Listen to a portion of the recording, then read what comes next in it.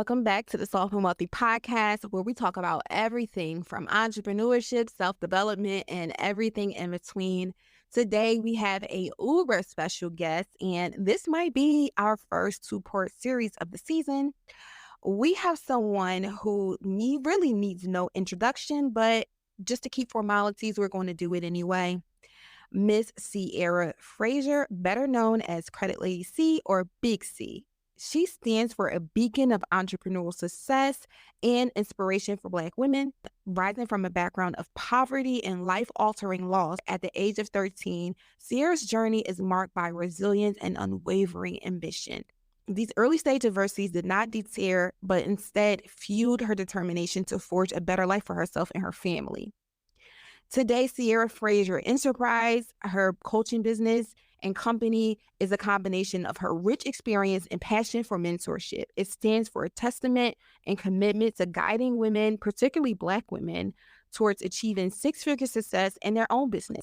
Being a loving mother of three and adulting wife, Ciera has managed to build a multi-million-dollar business in just a matter of years. Please welcome Miss Ciera Frazier. Thank you. Thank you for that. Going into my bio and my history, it's kind of like you put everything kind of on paper, but it's definitely been a journey. It's really all about the journey. And so I really am interested in hearing yours. So in this podcast, we do things from chronological order. So we like to hear from the beginning and just kind of take the ride with you along your journey. So thinking back to, your younger years, take us with you, take us back to baby C before she was the big C. Okay. So as a child, when I was born, we lived in the projects. My dad and mom were together the majority of my life until he passed away. And my dad had a pretty bad drug addiction. And my mom also struggled with her own, anxiety, depression issues as well. So I kind of felt like I had three brothers, but they were all, between 10 and 13 years older than me. So I kind of just felt alone a lot, spent a lot of time by myself, and just caring after my parents. I've always been a caretaker. So, with my dad, I always felt like I had to be like his therapist, and his addiction and, going through recovery and, wanting to get clean and in and out of rehabs and all the things. And the same for my mom, just with everything that she was going through and her depression and sleeping a lot and just kind of feeling like I was by myself a lot. But I think that has really molded me into the woman that I am today. Just because, I've always kind of had to stand on my own too. Even as a young child, I always had to be a nurturer, protector of others. So it was unfortunate, but I think that it has helped, carve out the woman that I have become. Um, when my father passed away, my mom and dad had twins, maybe 3 years prior to him passing. So I was very involved with raising my sisters, um, almost like a mother figure to them as well. So I've just kind of always had that responsibility and role of taking care of people, taking care of things. And I think that's helped shape me as the woman I am at this point. So when you say that it seems like you had a lot of free time because you were by yourself a lot. And I could definitely relate to that. Growing up, I definitely felt like I was alone a lot. I had a sister, she was older, but she was just in there running the streets phase.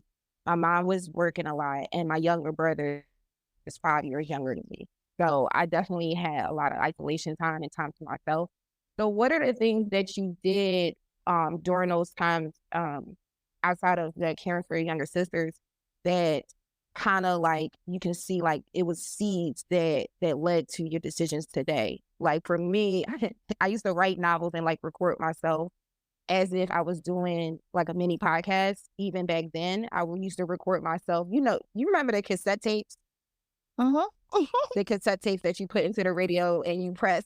I used to record myself like I was interviewing somebody, literally, and I used to write novels in a little black and white composition book.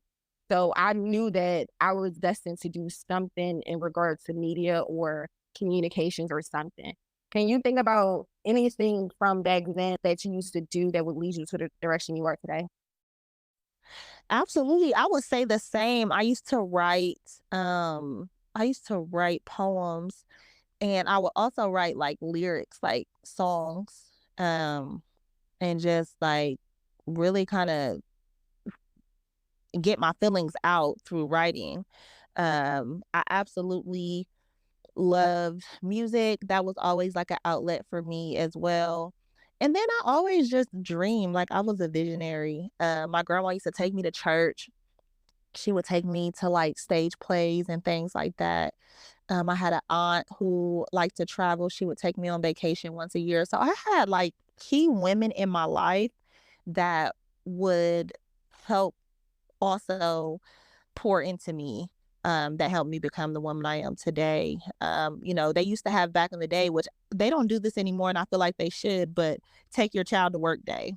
And my grandmother would take me to work with her, or my aunt would take me to work with her, and I would get to live a day in a life as a nurse or live a day in a life as my aunt worked or my grandma worked for the school board. So, just different things like that. And just being a dreamer. Like I kind of always knew that I had a purpose. So that was some of the things that I did, and just caring for my sisters. Yeah. I really do think that it's something that's in you. It might not be ignited initially because you don't have the right tools or you don't recognize the bigger thing. But a lot of the times when people say like it can be taught, it can be taught, but there's a different fire when it's just inside of you. Absolutely. I think that, you you gotta have some sort of why. I was just talking the other day just about like what are your core values? What do you want for yourself? Um, I just moved recently and I was like, I literally manifested like where I am right now a year ago. Like a year ago, I was renting a house, and I was like, next year this time, I'm gonna be in my home, sitting by the fireplace, like all of the things and everything has come to pass. So I think the ones who have that fire in them, you always figure out a way to make your dreams come true. And I think it's just about, the applying what you've been through in the past. And a lot of times people will take their past and they will use it to make excuses. Oh, well, I was alone when I was young. Oh, my dad was on drugs and my dad died. And, I had to take care of my sisters and no one loved me or whatever. And people would just be like, so this is why my life sucks. But then you have the other mind that is like, all of these things happen for my good because now there's literally nothing that can deter me on my path. I've already been through the fire. Amen. And I see that example every single day, and I'm sure you do too, where you might like I would see a problem and then I'm already thinking about the solution before I even call anybody to vent about the problem. And these days I even stopped doing that because what is the purpose? So I'm like already thinking about the solution, whereas though someone else might sit there and dwell on a problem forever and for eternity and like you just said, make that a crutch when you just like, oh, I just ran around that problem 6 times. I thought we was on to something else. It's an internal thing. Like I think those who had it and those who don't won't. And that's just what it is. So I'm happy that you are a visionary because I see that you consistently thrive through challenges and you wouldn't even look at you and know some of the things that you had to carry. And I think that that's amazing. And I'm proud of you. So Thank you. let's fast forward to, of course, let's fast forward to teenager Ciera, like young Ciera, like let's say 18 to younger 20s. What was that like? Ghetto. Gosh, why ghetto? So honestly, I think that, after I lost my dad, my teenage years were kind of just trying to figure out who I was, what was going on. I started, hanging out with the wrong crowd, all the things. Um, and then I ended up getting pregnant when I was 19. So I had my oldest daughter when I was 19 years old, and I just struggled. I went from job to job, starting jobs, quitting jobs, trying to make ends meet, poor financial habits, um, you know, in the system, food stamps, welfare checks, all the things, assisting or housing assistance, all the things. Just it was very just I don't want to say typical, but I just was living life without a purpose. I just was making it every day, turning up, kicking it, drinking, hanging out. And I always knew, like, in the back of my mind, like, this is not it. There has to be more to life. But I didn't know how to get out of the system and the cycle.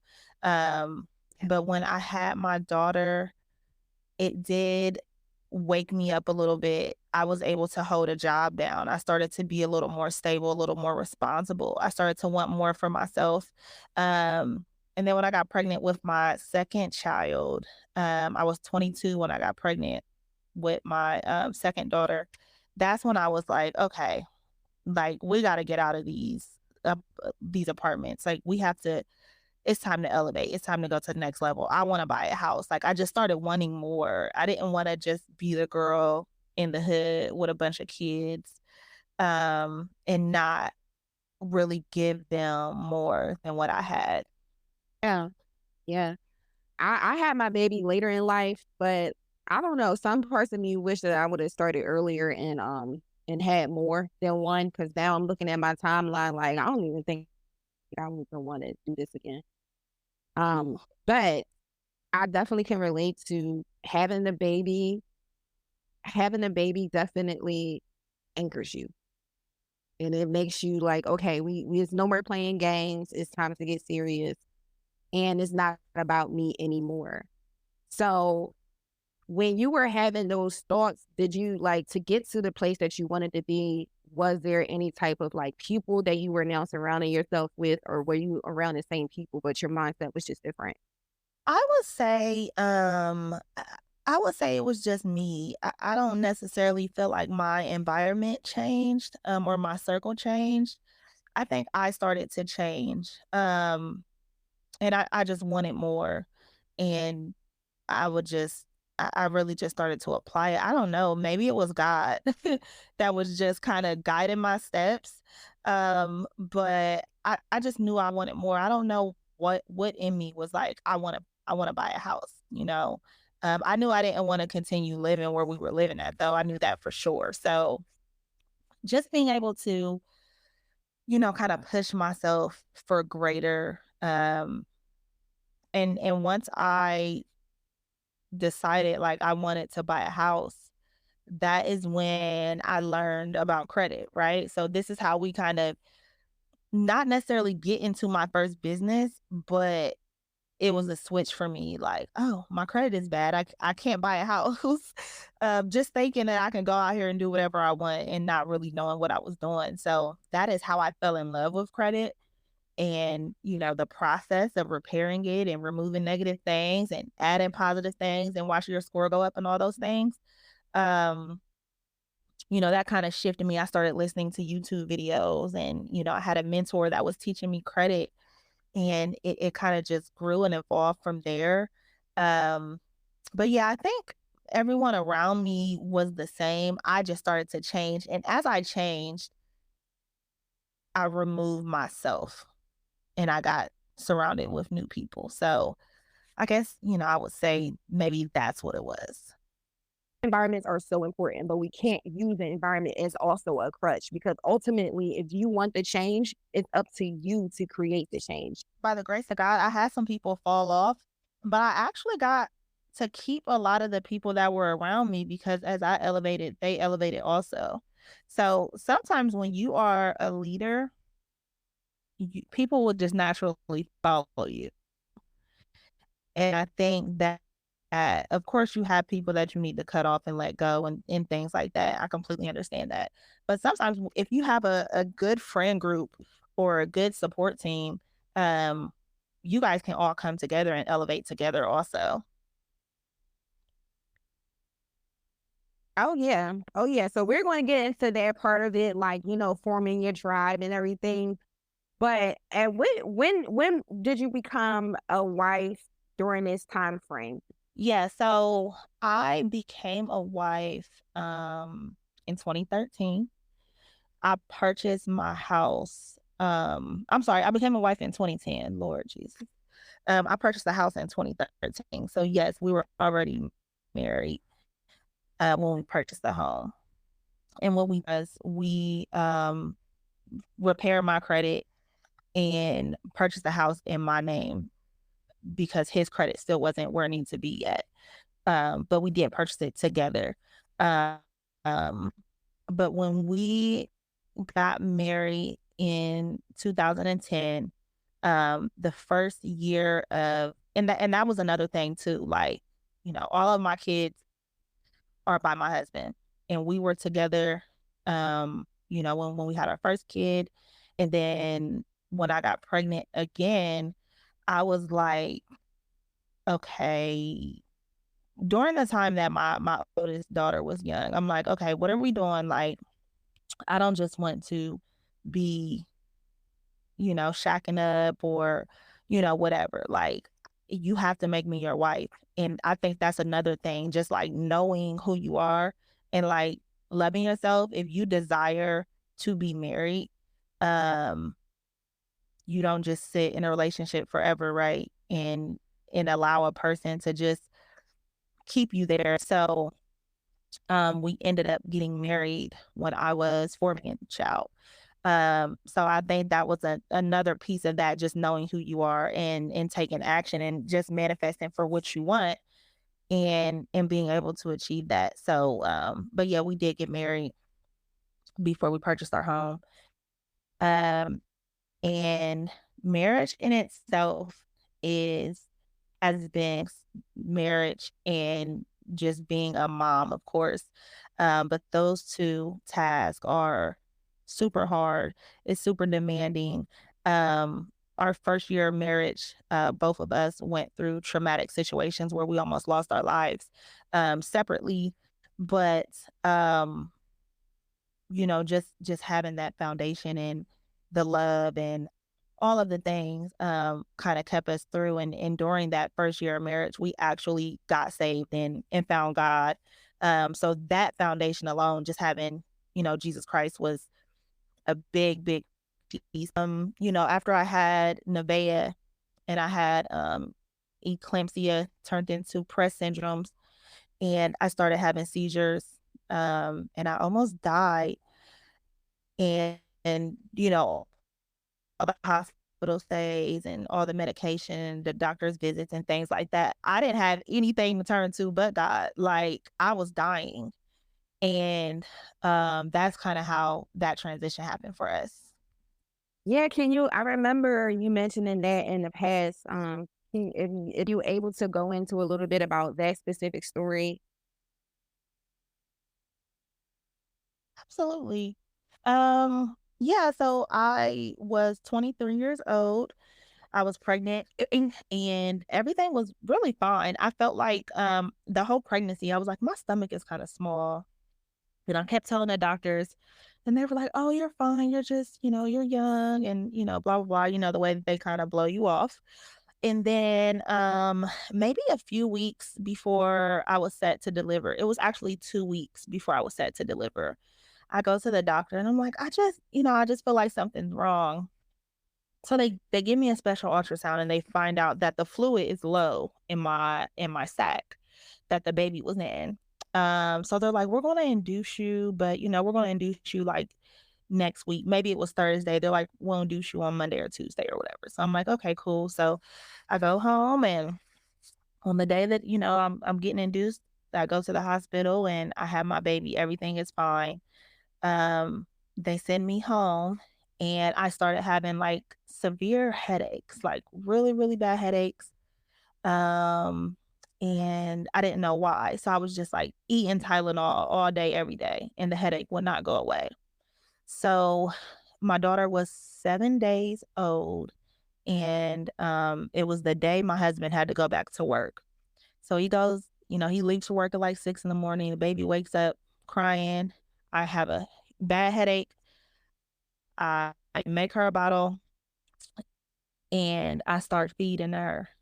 I feed her, I lay her down. As soon as I lay her down and I turn over, I start like convulsing. I start seizing. Never had a seizure in my life, have no idea what's happening. I can see around me, but I can't speak. I can't move. I can't control any parts of my body. So it was super scary because I had literally just laid down my 1 week old baby, like within seconds of the seizure starting. So that's another like God's protection of her because had I been holding her, she would have been shooken to death. So wake up on the floor. My at the time 3-year-old is in the room, like freaked out. I don't know what happened. My face is bleeding. I fell onto the carpet, so I have rug burns like all over my face. Um, and the paramedics come and they take me to the hospital and they found out like, oh, you had a seizure, and then they send me home. So my mom, I don't just wake up and have a seizure. So she takes me to another hospital, and I had fluid on my brain. My blood pressure was at stroke level. Um, I had protein in my urine, like all these things going on. And they basically told my mom, like, if you didn't bring her in here tonight, she would have died. So that is kind of the process of what happened when I gave birth to Nevaeh. And it literally carried on for about 9 months of recovering. I couldn't remember anything. I could not drive. I could not be alone. I was in and out of the hospital. I lost my vision at one point. It was just like super traumatic. So yeah, we moved in with my mom, and she worked first shift. My husband worked second shift, so that someone will always be there with me at all times. I couldn't care for my daughter at all. Um, I couldn't do anything, honestly. So yeah, it was a blessing to have my mom and my husband, care for me and care for the kids while I couldn't care for myself. I was on medication for anxiety. The seizures strike anxiety in me. So I had anxiety really bad. I would scream and cry and always just feel like I was dying. So I was on a bunch of medication that just kind of kept me zoned out. I was actually on 10 medications at that time. So I couldn't care for my kids. But that was just something else that I had to overcome. I had to wean myself off of all these medications. I had to get my blood pressure under control, brain scans, and get the anxiety under control and all of the things. So it was a process for sure. There was definitely times where I just was like, why is this happening to me? But everything that happens is for your good. So, we just keep it pushing. Sorry, I'm so sorry I have to do this to you guys. But please, and for part 2 of our interview with Miss Ciera Frazier here on the Sober Wealthy Podcast.